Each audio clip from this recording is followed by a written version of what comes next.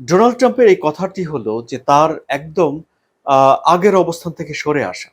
যেমন তিনি বলেছিলেন যখন আলাস্কাতে বৈঠক হয়েছিল মিস্টার পুতিনের সঙ্গে মিস্টার ট্রাম্পের, তখনও তিনি বলেছেন ২ দেশের ভেতরে কিছু জায়গা অদল-বদল করতে হবে। তখনও পর্যন্ত কিন্তু ডোনাল্ড ট্রাম্প বলেননি যে ইউক্রেন এই জায়গা পুনরুদ্ধার করে ফেলতে পারবে। বরং ইউক্রেনের হাতে কোনো কার্ড নেই, এরকম কথাই তো আমরা শুনে এসেছি।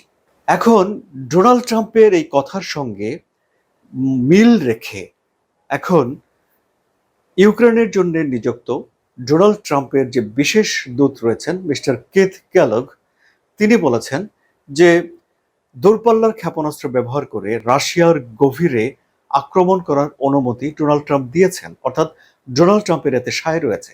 কিন্তু আমরা এখনো পর্যন্ত কিন্তু ডোনাল্ড ট্রাম্পের কথা থেকে স্পষ্ট করে এটি শুনিনি যে ডোনাল্ড ট্রাম্প এটি মনে করেন। আবার আমরা এটিও শুনিনি যে জেডি ভেন্স বলেছেন যে ডোনাল্ড ট্রাম্প নিজে বিবেচনা করছেন যে দূরপাল্লার ক্ষেপণাস্ত্র ইউক্রেনকে দেবে যুক্তরাষ্ট্র।